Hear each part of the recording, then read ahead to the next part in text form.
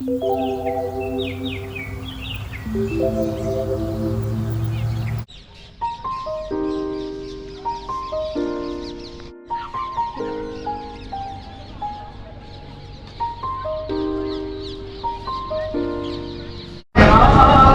का करो हमेशा मान, तभी बनेगा अपना देश महान। काफ़ी अच्छा चीज़ लिखा है यहाँ पे।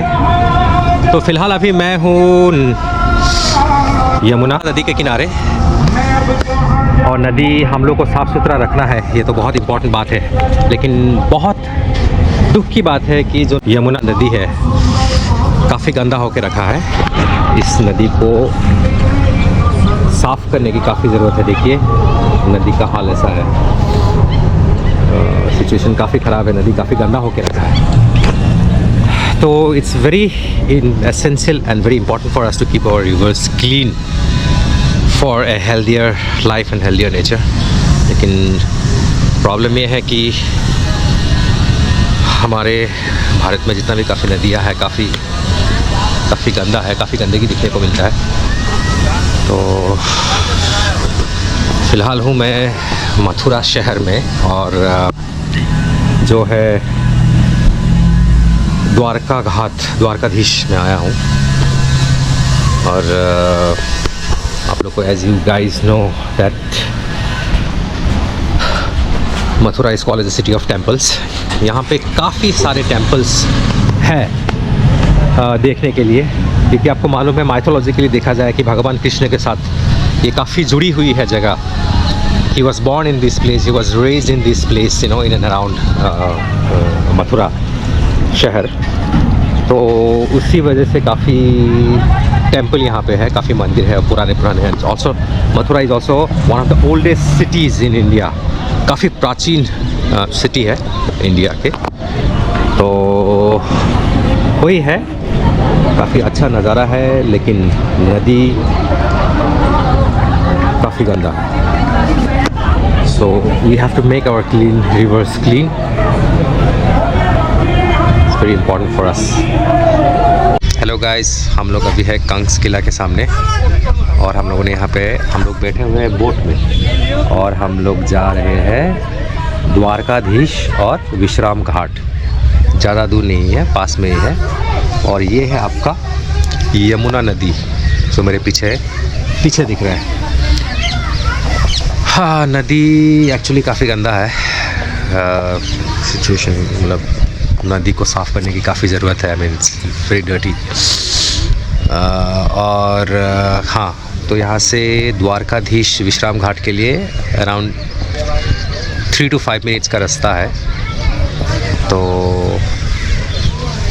इसी नाव से हम लोग जाएंगे। चलिए फिर देखते हैं।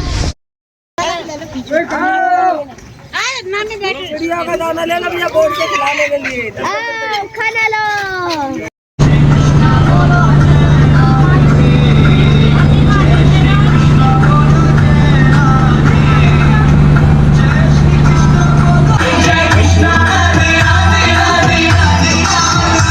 Mathura, one of the most beautiful and oldest cities in the world, is filled with a treasure full of history and mythology.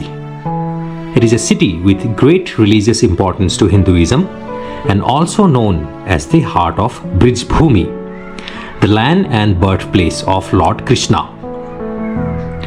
There are several ghats on Yamuna River which add to the beauty of the city, and the most famous is the Vishram Ghat, where the traditional rituals of parikrama starts and ends.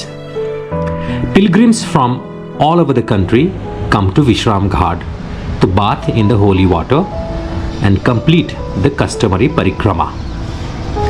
In Sanskrit, Vishram means rest. As per legends, Lord Krishna is said to have rested at this place after killing the wicked demon ruler Kansa. So the name Vishram Ghat is in reference to this, as it means the Ghat of rest. However, according to Varaha Purana, it was Vasudeva who rested at this site, and is whom the Ghat is named after. घाट में उतरने के बाद हम लोग पहुंचे द्वारकाधीश मंदिर। The Dwarkadhish temple in Mathura is one of the holiest temples in India, famous for its elaborate architecture and paintings. This temple was built in 1814 by Seth Gokuldas Parikh, one of the devotees of Lord Krishna. Hello guys, मैं हूँ फ़िलहाल मथुरा में, Mathura India, and I am exactly at a place call Kans Qila, जिसका नाम है Kans Qila, basically named after Kans who is associated with Mahabharata, जो कृष्ण भगवान के मामा थे कंस। सो बोला जाता है कि ये जो किला है कंस किला है, इट्स एन एंशिएंट किला जो महाभारत के टाइम से ही है। बेसिकली बोला जाए तो फ्रॉम 6th सेंचुरी BC का ये किला माना जाता है, इसीलिए किले का नाम ही है कंस किला। और जो महाभारत में कृष्ण भगवान के मामा थे। तो चलिए देखते हैं ये Kans Qila. This is located on the northern bank of Yamuna river. So ये है कंस किला, आइए देखते हैं।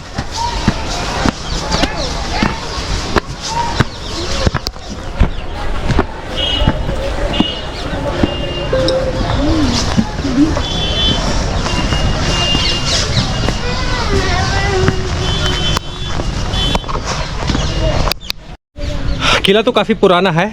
यहाँ पे जो रूइंस है, रूइंस देखने से पता चलता है it's kind of very old fortress. तो ये है आसपास का the ruins of the Qila. So guys, मैं फ़िलहाल कंस किला की एकदम टॉप पॉइंट पे आ गया हूँ, जहाँ से आपको यमुना जो नदी है दिखता है। यमुना का view you can take from here. So basically this Kans Qila is located on the northern bank of Yamuna river, जहाँ से आपको पूरा यमुना नदी का व्यू दिखने को मिलता है। सो एज आई सेड, जो ये कंस किला है, बोला जाता है कि ये महाभारत टाइम से ही है Kans Qila, which is around 600 BC old qila. I don't know about that fact, but specifically it looks like a very old qila जो आपके यमुना नदी के किनारे है। तो वहाँ पे जो पॉइंट दिख रहा है, जो स्ट्रेट वहीं पे वो घाट हम लोग गए थे थोड़ा टाइम पहले, और बोला जाता है कि उसी घाट में भगवान कृष्ण ने कंस, अपने मामा कंस को मारने के बाद उधर ही थोड़ा विश्राम लिया था। तो that is the mythological association of this place. तो यही है आपका कंस किला, beside the Yamuna River.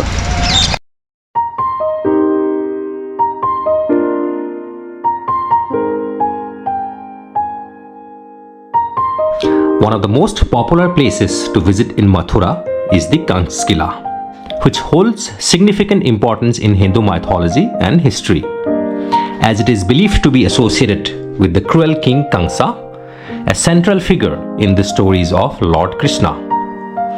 Kansa Kila has been more than just a place with mythological significance. Over the centuries, the fort has seen the rise and fall of different ruling dynasties such as the Mauryas, Guptas, and Mughals. The current structure was built in the 16th century by the Rajput king Raja Man Singh. The fort was used by Jats and Marathas, and under the British rule, the fort was neglected and somewhat demolished. Kanks Kila is prominently known as Mathura Fort.